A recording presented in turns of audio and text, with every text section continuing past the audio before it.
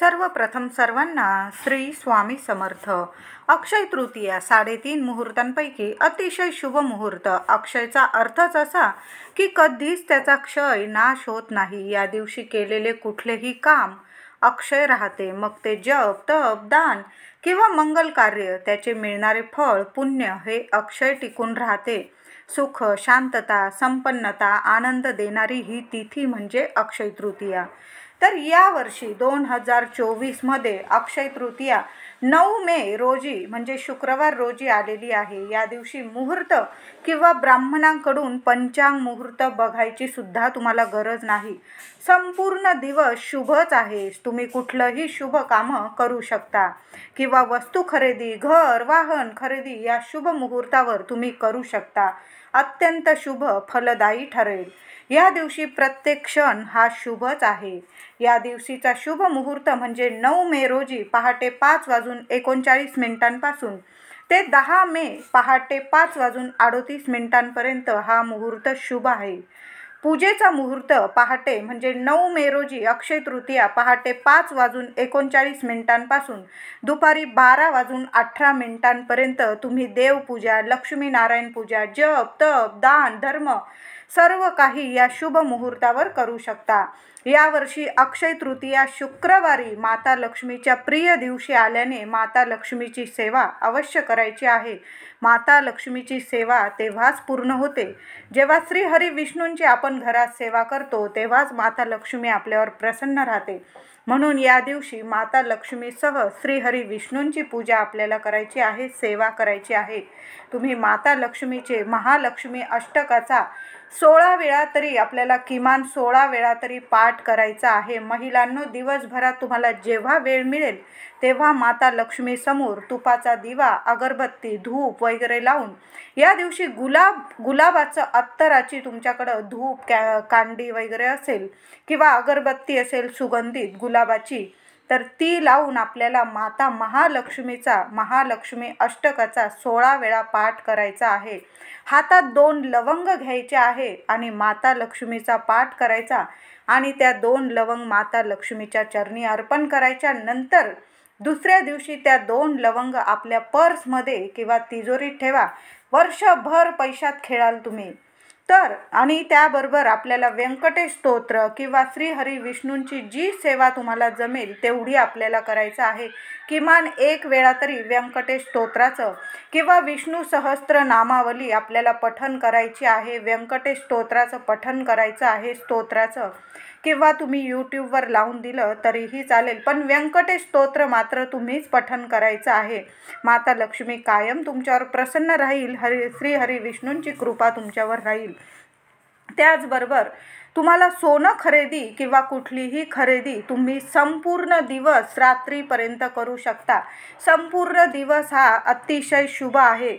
या दिवशी सोने खरेदी करणे शुभ ठरते, कारण सोनं हे सूर्यदेवांचं म्हणजे शुक्र ग्रहाचे प्रतीक मानले गेलेले आहे। सूर्यदेवांचं आणि शुक्र ग्रहाचं प्रतीक मानलं गेलेलं आहे सोनं। आणि या वर्षी शुक्रवारी अक्षय तृतीया आलेली आहे। या दिवशी सोने खरेदी केल्याने ग्रहांप्रमाणे आपले जीवनसुद्धा तेजस्वी आणि सुखमय होते। याच दिवशी श्रीकृष्णाला त्यांचा प्रिय मित्र सुदामा भेटला होता। याच दिवशी श्रीकृष्णाने आपल्या मित्राच्या जीवनातील सर्व दुःख, दारिद्र्य दूर केले होते। सुदामाचे आवडते पोहे या दिवशी भगवान श्रीकृष्णांनी खाल्ले होते।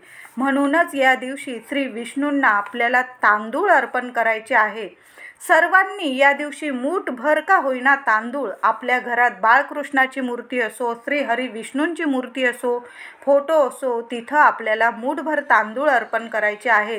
तुमच्या घराजवळ किंवा तुम्ही मंदिरात जात असाल या दिवशी तर मूठभर तांदूळ आपल्याला घेऊन जायचे आहे बरोबर, आणि मूठभर तांदूळ आपल्याला श्रीकृष्णांना अर्पण करायचे आहे।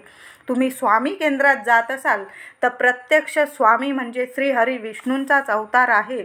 आपल्याला आपल्याला माहीत आहे दत्त अवतार श्री स्वामी आहे, श्री हरी विष्णू म्हणजे स्वामी आहे, ब्रह्मांड नायक स्वामी आहेत.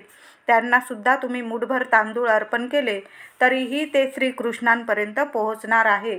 म्हणून मुठभर तांदूळ तुम्ही स्वामी केंद्रात घेऊन जा आणि स्वामींचरणी मुठभर तांदूळ अर्पण करायचे आहे. काहीतरी गोडाधोडाचा नैवेद्य आपल्या स्वामींना या दिवशी नक्की दाखवा, विसरू नका. तर या दिवशी तुम्हाला काय करायचे, थोडी हळद लावून अखंड तांदूळ, आपल्याला पांढरे तांदूळ श्रीहरी विष्णूंना स्वामींना अर्पण नाही करायचे.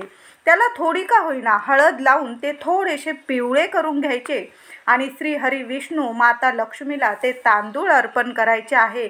यामुळे काय होईल, 7 जन्मांची दरिद्रता, दुःख, चिंता दूर होईल. आपल्याला हा उपाय छोटा वाटत असेल पण खूप प्रभावशाली आहे. थोडे का होईना मुठभर तांदूळ थोडीशी हळद लावून पिवळे करा आणि आठवणीने आपल्या देवघरात किंवा मंदिरात आपल्याला हे तांदूळ अर्पण करायचे आहे. जीवनात सुख, शांतता, आनंद, संपन्नता लाभेल. अक्षय धनधान्याची प्राप्ती होईल तुम्हाला. याच दिवशी श्री बद्रीनाथ मंदिराचे दरवाजे उघडे होतात.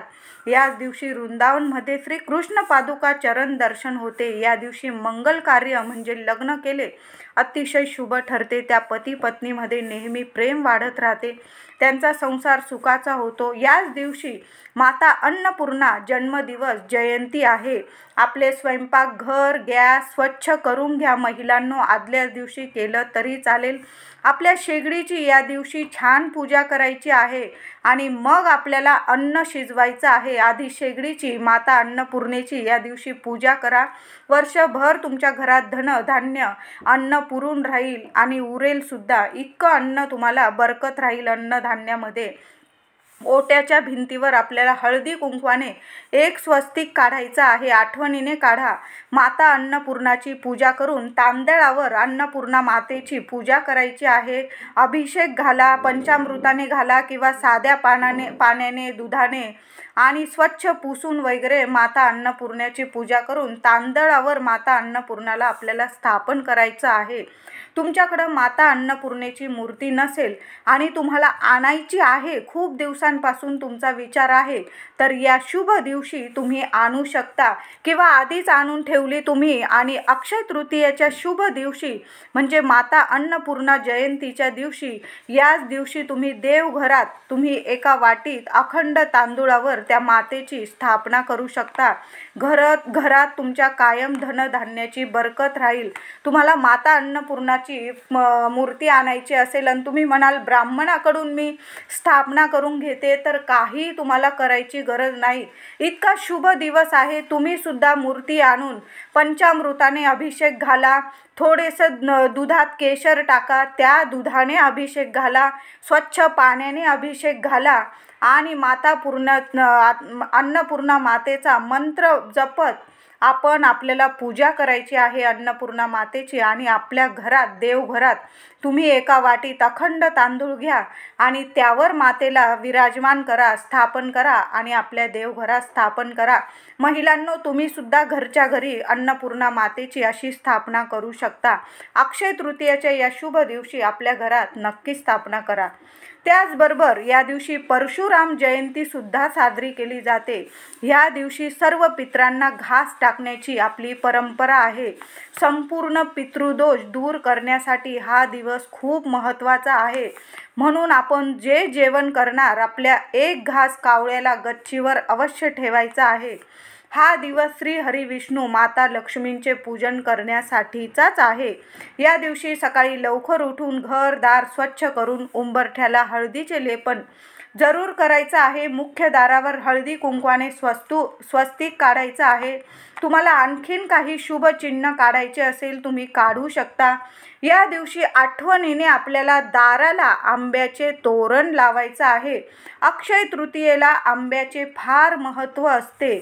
आपल्याला विधिवत देव्हाऱ्यातील देवपूजा करून श्री हरी विष्णू माता लक्ष्मीचं पूजन करायचं आहे.